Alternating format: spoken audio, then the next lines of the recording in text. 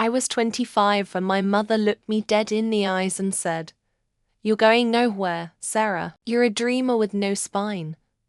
Her words weren't just sharp, they were a blade, twisting deep into the soft parts of me that still hoped for something more. I stood there in her kitchen, the one I'd grown up in, smelling the same burnt coffee and lavender cleaner, and I felt my knees buckle under the weight of her disappointment. My father didn't even look up from his newspaper. My older sister, Jenny, smirked from the doorway, her arms crossed like she'd just won some silent bet. That was the day I realized my family didn't just doubt me, they'd already buried me. I didn't cry in front of them. I wouldn't give them that. Instead, I walked out, my cheap sneakers slapping against the cracked pavement, and I swore I'd prove them wrong. Not for them, but for me. Because deep down, I knew I wasn't nothing. I couldn't be. Could I? That question haunted me for years, creeping into the quiet moments when I was alone with my thoughts, staring at a ceiling that seemed to press down harder every night. I'd always been the odd one out. Growing up, Jenny was the golden child, straight as prom queen, the one who could do no wrong. I was the messy one, the one with paint on my jeans and a head full of ideas that never quite landed. I wanted to be an artist, a creator, someone who made things that mattered. But every time I shared a sketch or a story, my family would exchange those looks. You know, the one spitty mixed with a little disgust, like I was some stray dog they didn't know what to do with. "Art doesn't pay bills," my dad would grunt. "Get a real job," my mum would echo. "Jenny," she'd just laugh, like my dreams were a punchline. So I tried to fit in. I got a job at a call center right out of high school, answering phones for 8 hours a day, selling people things they didn't need. My voice would crack from the monotony, and by the end of each shift, I felt like I'd left a piece of myself on the headset. I'd come home to our little apartment and Mum,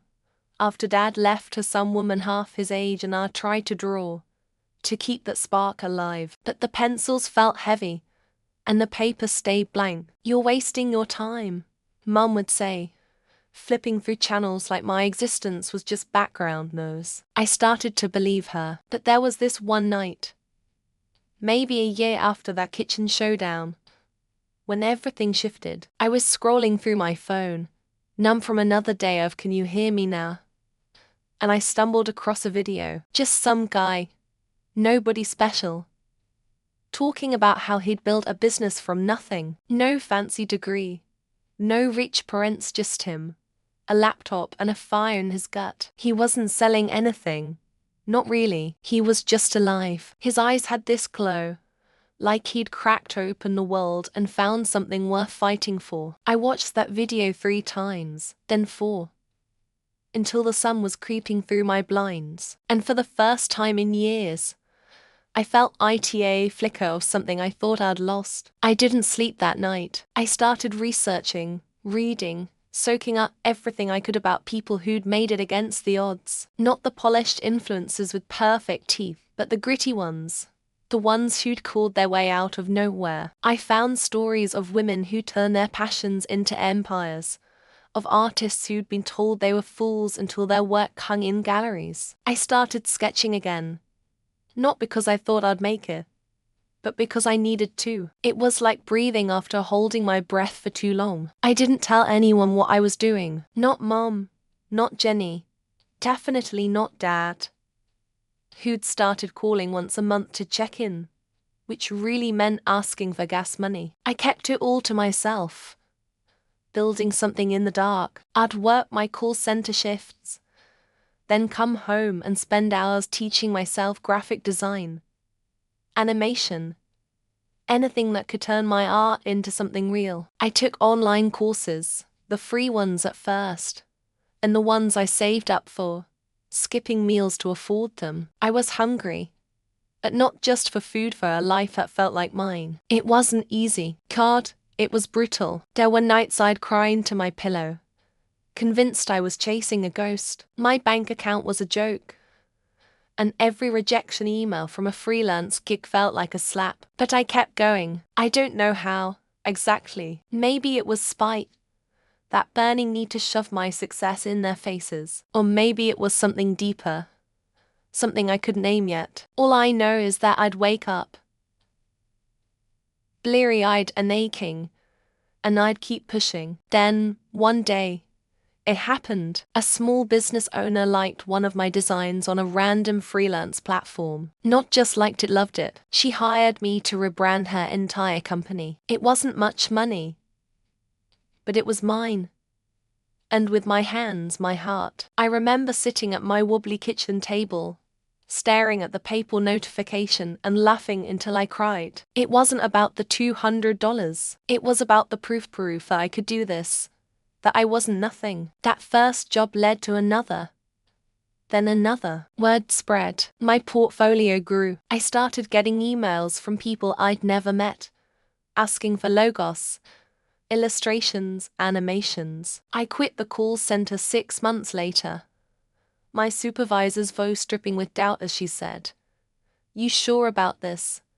Sarah, I was. For the first time in my life, I was sure. I moved out of Mom's place, into a tiny studio with peeling paint and a leaky faucet. It wasn't much, but it was mine. I'd work until 3 a.m., fueled by instant noodles and adrenaline, building a name for myself. Clients started calling me the one who gets it. And every 5-star review felt like a brick in the foundation of something bigger. I wasn't rich, not by a long shot, but I was free. Free from the call center, free from Mom's sighs, free from Jenny's smirks. And then, about a year into this new life, my phone rang. It was Mom. I hadn't heard from her in months. Not since I'd stopped answering her texts about borrowing $20 here and there. I picked up, expecting her usual guilt trip, but her voice was different, sweeter, almost syrupy. "Sarah, honey," she said, "I'm so proud of you. You're doing so well." I froze, my thumb hovering over the end call button. "Proud? Since when?" She kept talking, her words tumbling over each other, and then it came. "I hate to ask, but could you help me out? Just a little. The car payment's due and I'm short." I didn't say anything at first. I just stood there, in my tiny studio, listening to the drip of that stupid faucet. And I realized something. She wasn't proud. The woman who'd called me a failure, who'd laughed at my dreams, was now reaching out because she'd heard I was doing well. Not because she believed in me, but because she needed something. I told her I'd think about it and hung up. My hands were shaking, not from anger, but from this strange, hollow sadness. I'd spent so long wanting her approval, her love, and now that I had something real, something I'd built, she only cared because it might get her out of a bind. I sat on my couch, a second-hand thing with springs that poked my thighs, and I stared at the wall, wondering how it had come to this. That call was just the beginning. A week later, Jenny texted, then Dad, each one with their own version of "I always knew you had it in you," followed by a request. Money for rent, for a phone bill, for just until I get back on my feet. I wanted to scream, to ask them where they'd been when I was drowning. But I didn't. I just kept working, kept building, kept proving to myself that I was more than their doubts. And as I sat there, sketching a new design for a client halfway across the world, I started to see it. The pattern, the truth. The people who tear you down, who tell you you'll never make it, they are the ones who come crawling back when you do. Not because they're sorry, not because they've changed, but because your success is suddenly something they can use. It's a twisted kind of power, isn't it? To know that the ones who broke you now need you. But it's not the kind of power I wanted. I wanted something real.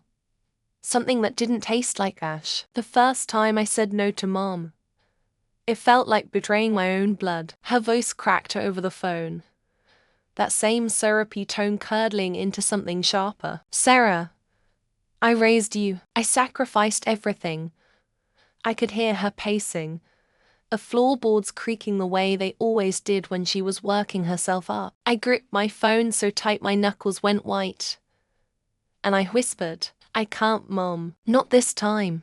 She didn't yell. She didn't have to. The silence that followed was louder than any scream, heavy with all the guilt she'd spent years piling on me. I hung up before I could change my mind, but the weight of it stayed, like a stone in my chest. I didn't sleep that night. I kept replaying her words, her sacrifices, the way she'd always made sure I knew how much I owed her. But I also remembered the other things: the nights she laughed at my sketchbook, the mornings she'd told me I was wasting my life. I'd spent so long trying to earn her love, twisting myself into knots to be someone she'd be proud of. And now, when I was finally standing on my own, she wasn't proud. She was just reaching. Jenny was next. Her text came a few days later, casual at first, like we were old friends catching up. "Hey, saw your stuff online. You're killing it."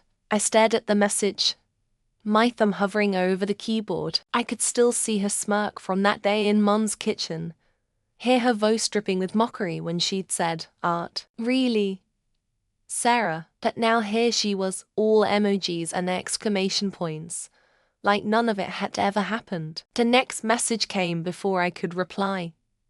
"BTW, I'm kinda in a pinch. Could you spot me $500? Promise I'll pay you back." I laughed out loud, alone in my studio, the sound bouncing off the walls. Pay her back, Jenny, who'd never kept a promise in her life. I didn't respond. I couldn't, not because I didn't have the money, was doing okay, not rolling in it, but because I knew what it meant. If I gave in, it wouldn't stop. It never did with them. They'd keep coming, their hands out, their smiles sharp, until I had nothing left to give. I threw myself into work instead. It was the only thing that made sense anymore. My clients were steady now, a mix of small businesses and a few bigger names who'd found me through word of mouth. I'd spend hours perfecting a single frame of animation, tweaking colors until they sang, losing myself in the kind of focus that felt like flying. Every project was a brick in the wall I was building around myself,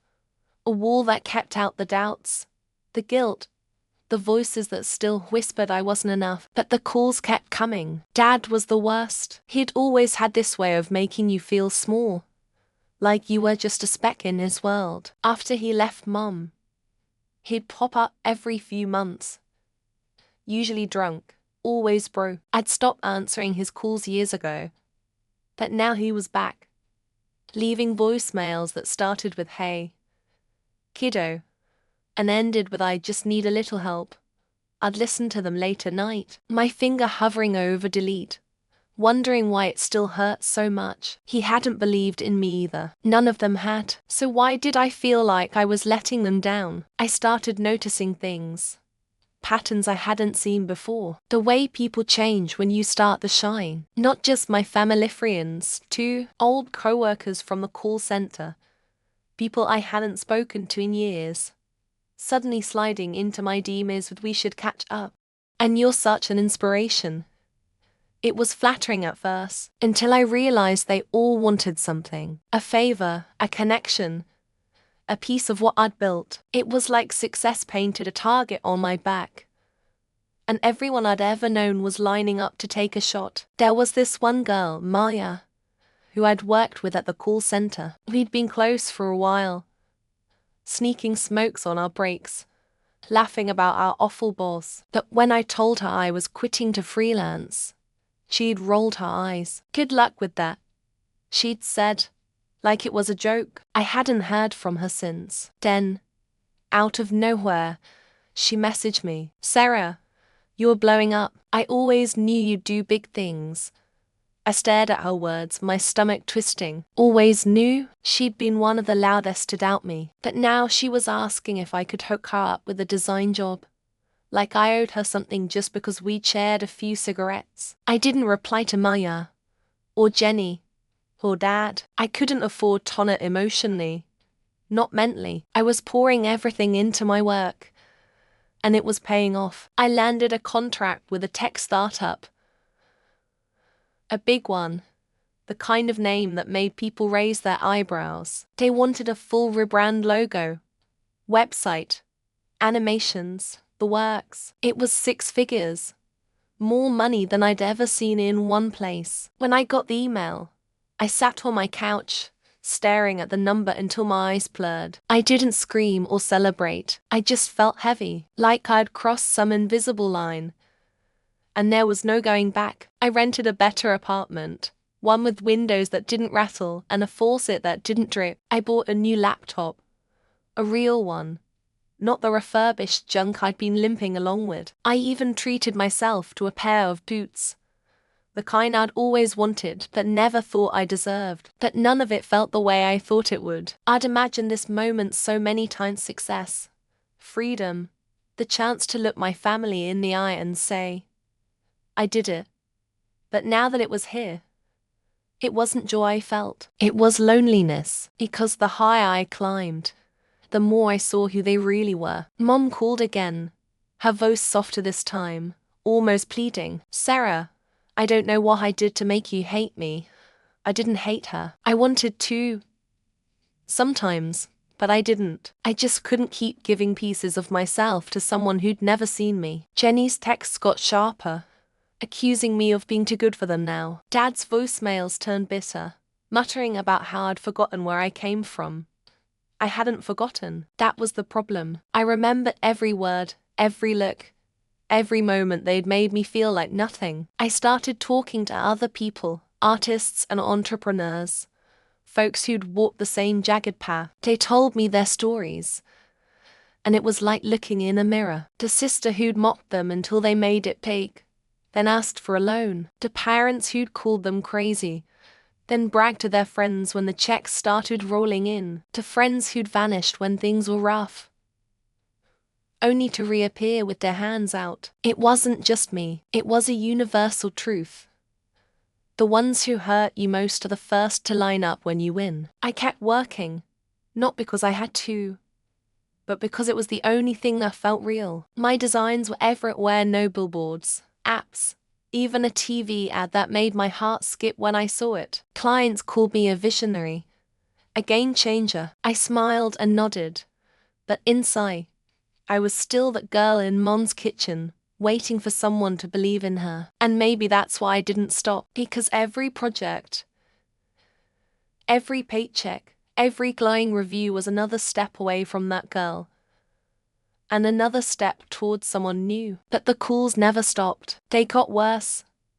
Actually, Mum's voice started to crack with something that sounded like fear. Jenny's text turned into paragraphs, half apology, half accusation. Dad's voicemails grew longer, slurred stories about his own failures, like I was supposed to fix them. I'd listen, delete, and keep moving, but each one left a mark, a tiny crack in the wall I'd built. And I started to wonder, what happens when the cracks get too big? When the weight of their need, their anger, their regret finally breaks through. I was 30 when I bought my first house. Not a mansion, nothing crazy, just a small place with a yard and a porch where I could sit with my coffee and watch the world wake up. I'd walk through the rooms sometimes, touching the walls, like I needed to prove they were real. I'd done this. Me, the girl who'd been told she'd never amount to anything, who'd spent years choking on her own doubt,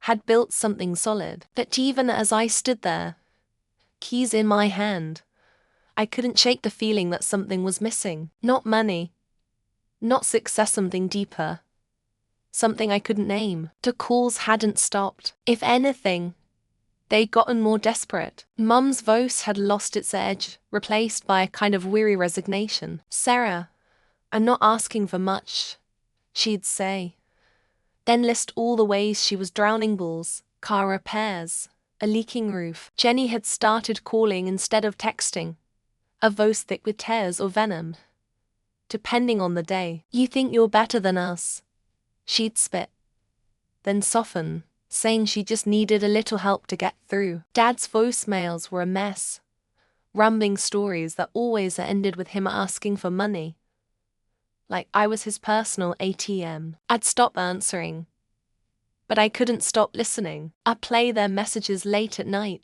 my laptop glowing with half-finished designs, and I'd feel that old ache, the one that had started in Mom's kitchen all those years ago. I didn't owe them anything there after the way they treated me.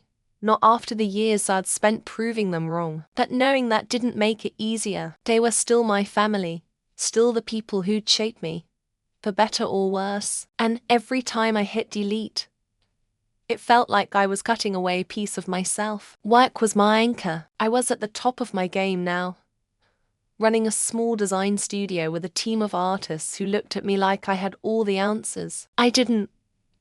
But I faked it well. We were landing bigger clients every month, tech giants, fashion brands, even a movie studio once. My name was out there, not just as a freelancer, as a force. Someone who could turn an idea into something that stopped people in their tracks. I'd walk into meetings with CEOs and creative directors, and they'd lean in, listening like my words mattered. It was everything I'd dreamed of. But it came with a shadow, because the more I had, the more they wanted. Not just my family of their own, old classmates I hadn't seen since graduation, neighbors from Mum's old apartment complex, even strangers who'd somehow gotten my number. They all had a story, a reason they needed just a little something. At first, I tried to help. I sent Mum a check for her roof, paid Jenny's phone bill once, wired Dad a couple hundred when he swore it was for groceries. But it was like pouring water into a cracked bucket I'd never held. They'd be back a week later, asking for more. I started saying no, really saying it, not just dodging their calls. It was harder than I thought. Mum would cry, real tears, telling me how alone she felt. Jenny would scream, calling me selfish, ungrateful, a traitor. Dad just got quiet, his voice low and bitter, like I'd stolen something from him. Each no was a battle, and I'd walk away bruised, questioning everything. Was I being cruel? Was I wrong to protect what I'd built? I'd lie awake, staring at the ceiling of my new house, wondering if I'd ever find a way to be free of them without losing myself. I talked to a therapist, a quiet woman with kind eyes who listened without judging. I told her everything: the kitchen, a calls, the way success felt like a trap sometimes. She didn't give me answers, not the easy kind, but she asked questions that stuck. What do you owe them, Sarah? She'd say. And what do you owe yourself? I didn't know at first. I still don't, not completely, but I started to see it.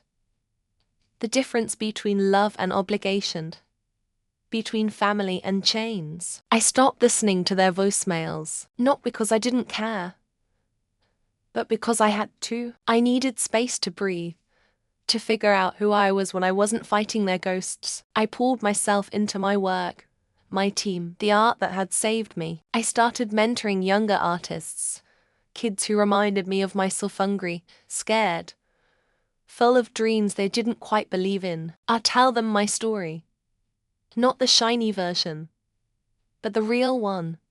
The one with tears and doubt and nights when I thought I'd break. They'd listen, wide eye, and I'd see that spark in them, the same one I'd felt watching that video all those years ago. And slowly, I started to feel it again, Joe. Not the loud kind, not the kind you post about, but the quiet kind that settles in your bones. I'd sit on my porch with my coffee, watching the sun rise, and I'd feel okay. Not perfect, not whole, but okay. My family was still out there, still calling, still needing. But I wasn't their lifeline anymore. I couldn't be. I had my own life to live, my own heart to protect. I don't know what happens next. Maybe they'll change, maybe they won't. Maybe one day I'll answer their calls again.